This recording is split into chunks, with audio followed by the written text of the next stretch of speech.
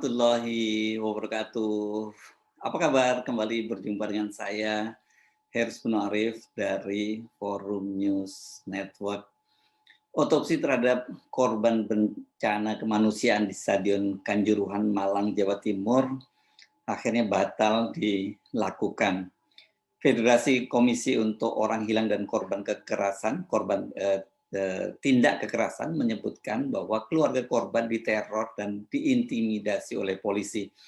Namun Polda Jawa Timur dan juga tim gabungan independen pencari fakta menyebut sebaliknya ada faktor keberatan dari keluarga, yakni nenek korban keberatan dilakukan otopsi. Mana yang benar?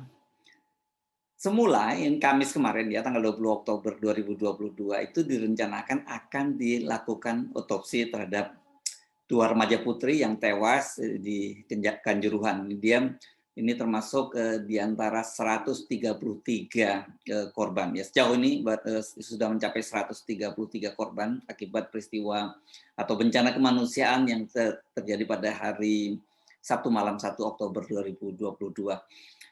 Kedua remaja ini adalah Natasha Ramadhani, 16 tahun, dan Naila Anggraini, usianya 14 tahun. Jadi mereka ini kakak beradik. Keduanya adalah putri dari Devi Atok Zulfitri. Devi Atok ini ya, ini Mas Devi ya, ini warga Krebet, Kecamatan Bululawang, Kabupaten Malang, Jawa Timur.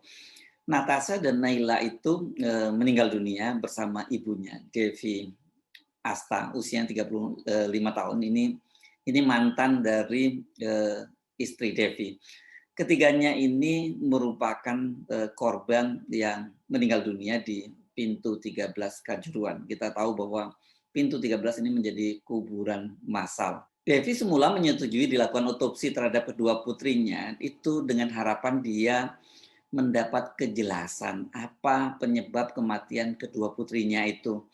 Dan dia merasa kesal karena keluarga korban lain itu tidak ada yang bersedia dilakukan otopsi. Jadi menurut dia kalau mau berkorban untuk mendapat kejelasan tentang apa yang terjadi pada keluarga mereka, harusnya keluarga korban yang lain itu juga bersedia diotopsi. Tapi akhirnya dia memberanikan diri karena keingintahuan dia apa yang menjadi penyebab kematian dari kedua gadis remajanya ini, dan dia menyetujui dilakukan untuk otopsi. Selama ini kan polisi itu membantah keras bahwa penyebab kematian para korban ini karena terkena semprotan gas air mata. Walaupun sebenarnya kalau kita menyimak rekomendasi dari tim gabungan independen mencari fakta yang dipimpin oleh Menko Polhukam Mahfud MD, meskipun mereka tidak menyebut para korban tewas karena semprotan gas air mata, namun rekomendasinya jelas dengan tegas bahwa penyebab utama kematian karena semprotan gas air mata. Korban yang jatuh itu, proses jatuhnya korban itu jauh lebih mengerikan dari yang beredar di televisi maupun di medsos. Karena kami merekonstruksi dari 32 CCTV yang dimiliki oleh aparat.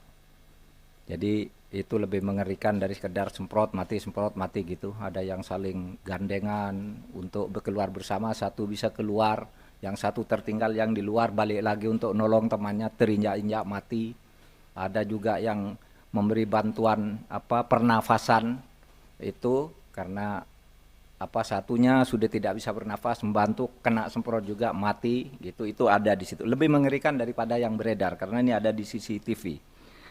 Nah, kemudian yang mati dan cacat serta sekarang kritis dipastikan itu terjadi karena desak-desakan setelah ada gas air mata yang disemprotkan. Itu penyebabnya. Adapun peringkat keberbahayaan atau racun pada gas itu sekarang sedang diperiksa oleh BRIN, ya, Badan Riset dan Inovasi Nasional. Tetapi apapun hasil pemeriksaan dari BIN itu tidak bisa mengoreng kesimpulan bahwa kematian massal itu terutama disebabkan oleh gas air mata. Itu kata Mahfud MD dalam konferensi pers di Istana hari Jumat tanggal 14 Oktober 2022. Namun belakangan ini muncul kasus bahwa mereka yang terkena semprotan gas air mata itu matanya memerah dan juga dikhawatirkan menjadi buta, dan orang kemudian curiga jangan-jangan semprotan gas air mata ini juga menjadi penyebab dari kematian para korban selain karena terinjak-injak dan kekurangan oksigen. Soal apakah gas air mata itu menjadi penyebab kematian atau bukan, itu sekarang ini memicu kontroversi. Apalagi kan Mabes Polri mengakui bahwa gas air mata yang mereka gunakan itu sudah kadaluarsa. Namun polisi justru menyatakan karena sudah kadaluarsa itu maka gas air mata tersebut sudah tidak lagi berbahaya. Jadi tingkat berbahayanya sudah turun. Pengakuan polisi ini yang justru memicu perdebatan dan juga kekhawatiran. Anggota TGIPF Renal Kasali menyebut justru gas air mata yang kadaluarsa itu bisa lebih berbahaya, bisa memicu kematian. Soal inilah tampaknya yang ingin dibuktikan oleh kelompok-kelompok masyarakat sipil, dan kemudian mereka mendorong para keluarga korban untuk melakukan otopsi terhadap jenazah keluarga mereka. Dan akhirnya mereka dapat yang namanya tadi Devi atau Zulfitri tadi, yang dua putri remajanya tewas bersama ibunya. Namun ini sehari sebelum pelaksanaan Rabu tanggal 19 Oktober 2022, Kapolda Jawa Timur yang baru, Irjen Polisi Tony Harmanto, menyatakan bahwa keluarga itu membatalkan rencana otopsi tersebut. Bagaimanapun untuk pelaksanaan otopsi salah satunya itu meminta persetujuan keluarga, dan hasil informasi yang kami peroleh hingga saat ini bahwa keluarga sementara belum menghendaki untuk dilakukan otopsi. Itu kata Kapolda Jawa Timur. Kapolda Jawa Timur Tony Harmanto mempersilahkan media untuk menghubungi keluarga tentang kebenaran pembatalan otopsi tersebut. Pendamping hukum tim gabungan Aremania sekaligus Sekjen Federasi Komisi untuk Orang Hilang dan Korban Tindak Kekerasan Kontras, Andi Irfan, menyatakan Devi, atau dia menyebutnya dengan panggilan Mas D, itu dipaksa kepolisian untuk mencabut permohonan otopsi.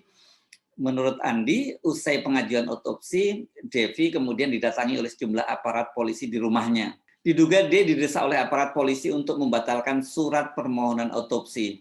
Meski Devi dan anggota keluarganya tidak diancam dengan kekerasan, tapi mereka merasa diintimidasi, merasa diteror oleh kedatangan polisi itu. Ternyata setelah surat itu diketahui kepolisian, justru kemudian sejumlah personil polisi, ini diperoleh dari pernyataan rumah beliau ya, maksudnya rumah Devi ya, menyatakan ada polisi dari Polres, Polda, bahkan dari Mabes Polri datang berhari-hari ramai-ramai. Pada intinya mereka menyarankan agar Mas D mencabut surat untuk otopsi. Walau tidak ada intimidasi yang mengarah kekerasan, kehadiran aparat polisi dengan jumlah lumayan banyak ke lokasi rumah itu menimbulkan keresahan dan kepanikan keluarga. Itu penjelasan Andi Irfan. Andi menjelaskan pada saat polisi datang ke rumah Devi, ia diperintahkan oleh polisi untuk menulis surat pernyataan pembatalan otopsi. Hingga akhirnya Devi bersedia menuliskan surat itu. Nah, akhirnya kemarin siang Mas D didikte, ini kata Andi Irfan ya, untuk membuat surat pernyataan yang isinya membatalkan rencana otopsi. Padahal beliaunya mau, terus didesak oleh aparat keamanan di lapangan, terus keluarga merasa diintimidasi dan merasa nggak aman. Akhirnya pernyataan kesediaan untuk otopsi itu dicabut. Benarkah memang ada intimidasi? Meskipun secara tidak langsung seperti yang dikatakan oleh Andi Irfan tadi, TGIPF itu kemudian mendatangi dan menghubungi keluarga Devi. Deputi 5 bidang koordinasi keamanan dan ketertiban masyarakat Menko Polhukam Republik Indonesia, ini kantornya Pak Mahfud ya, Irjen Polisi Ahmed Wijaya, menyatakan bahwa berita mengenai intimidasi pada keluarga korban tragedi tersebut tidak benar adanya. Menurut Ahmed, otopsi atau ekshumasi itu dibatalkan karena faktor orang tua Devi atau nenek dari Natasha dan Naila itu menyatakan tidak setuju dilakukan otopsi. Nah, bagaimana faktanya? Ini kepada media, Devi menyatakan dia tidak diintimidasi, namun dia merasa risih karena didatangi banyak sekali aparat kepolisian dan dia merasa sendirian. tanpa ada dukungan dari keluarga korban lainnya. Devi mengaku hidupnya tidak akan tenang bila tidak mengetahui penyebab kematian kedua gadis remajanya itu. Ketika meninggal, Devi itu menyaksikan jasad kedua putrinya itu membiru dan dari baju mereka itu tercium bau amoniak. Dia meminta agar baju anaknya diperiksa, biar baju korban jadi buktinya dan azab Allah yang akan membalasnya. Itu ujar Devi. Dengan batalnya otopsi terhadap dua putri Devi atau Julfitri ini, maka pertanyaan publik apakah semprotan gas air mata juga berdampak atau menjadi penyebab langsung terhadap kematian para korban di Kanjuruhan ini menjadi tidak terjawab ya, menjadi gelap kembali. Hanya saja kan seperti jelas tadi disebutkan oleh Pak Mahfud MD, tidak bisa dipungkiri semprotan gas air mata itu menjadi penyebab utama tewasnya 133 orang di Kanjuruhan. Itu angka korban itu sampai hari ini saja ya, karena masih banyak yang dirawat di rumah sakit. Nah, yang jadi masalah ini ternyata rekonstruksi, kan sudah dilakukan rekonstruksi oleh Polda Jawa Timur. Ternyata itu dalam rekonstruksi itu tidak ada adegan semprotan gas air mata ke arah tribun. Ada adegan penyemprotan gas air mata itu hanya di lapangan saja. Padahal semprotan gas air mata ke arah tribun inilah yang berdasarkan investigasi sejumlah kalangan, termasuk media dalam dan luar negeri, dan Anda sendiri juga bisa langsung menyaksikan video-video yang beredar di media sosial, itu kan banyak sekali gas air mata yang disemprotkan ke tribun, dan totalnya itu berdasarkan investigasi itu ada yang menyebut 40, tapi ada yang menyebut lebih, 42, ada 48. Dan ini yang menjadi penyebab kepanikan para supporter berlarian dan akhirnya berdesakan di pintu 13. Dan kita tahu kemudian ini menjadi penyebab banyaknya korban berjatuhan dan pintu 13 itu menjadi kuburan massal di Stadion Kanjuruhan. Adegan dan dalam rekonstruksi ini pun yang dilakukan oleh polisi itu juga berbeda dengan temuan dari tim gabungan independen pencari fakta atau TGIPF yang menyatakan bahwa polisi menembakkan gas air mata secara tak terukur ke arah tribun penonton. TGIPF juga mengatakan gas air mata jadi faktor utama jatuhnya korban tewas dan luka-luka dalam insiden di Kanjuruhan. Penonton panik, berlarian, dan berdesak-desakan menuju pintu keluar hingga terinjak-injak. Nah, soal ini kan temuan ini juga sudah dilaporkan secara resmi. Jadi ini memang nggak main-main. Seluruh mata dunia menyaksikan dan juga sudah dilaporkan kepada Presiden, tetapi ternyata para pelaku di lapangan tetap tidak mengakuinya. Saat ditanya oleh media soal kejanggalan dalam rekonstruksi, Kepala Divisi Humas Polri Irjen Dedi Prasetyo mengatakan bahwa hal itu merupakan materi penyidikan berdasarkan keterangan dari para tersangka dan saksi. Secara materi penyidikan itu penyidik yang akan menyampaikan. Kalau misal tersangka mau menyebutkan seperti itu, artinya tidak menembak ke arah tribun, itu hak dia. Tersangka itu punya hak ingkar, kata Dedi Prasetyo. Menyaksikan rekonstruksi tragedi kemanusiaan di Kanjuruhan itu kok kita jadi teringat kembali bagaimana rekonstruksi dari pembunuhan terhadap Brigadir Yosua di rumah dinas Ferdi Sambo ya di kawasan Duren 3. Pada waktu itu dia juga mengaku tidak menembak Brigadir Yosua. Dalam rekonstruksi juga tidak ada dia menembak Brigadir Yosua. Walaupun kemudian waktu itu ketua tim penyidik yakni Brigjen Andirian Jayadi menyatakan bahwa itu merupakan hak dari tersangka gitu.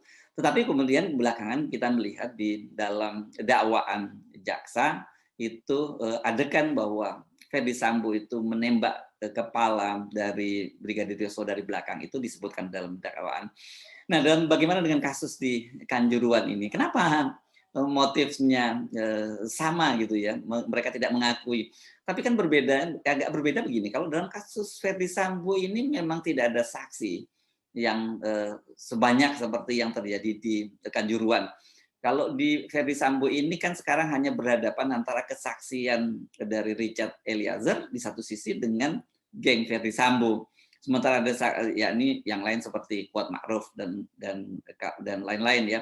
Sementara ada satu saksi lagi yang harusnya bisa juga memberikan kesaksian dalam hal ini Bribka Riki Rizal mengaku bahwa dia tidak melihat Verdi Sambo menembak Brigadir Yosua, karena pada waktu itu dia mendapat panggilan dari luar melalui HT, dan kemudian dia keluar sebentar, dan ketika dia kembali Yosua itu sudah tewas terkapar di depan kamar dari kamar Putri Sambo.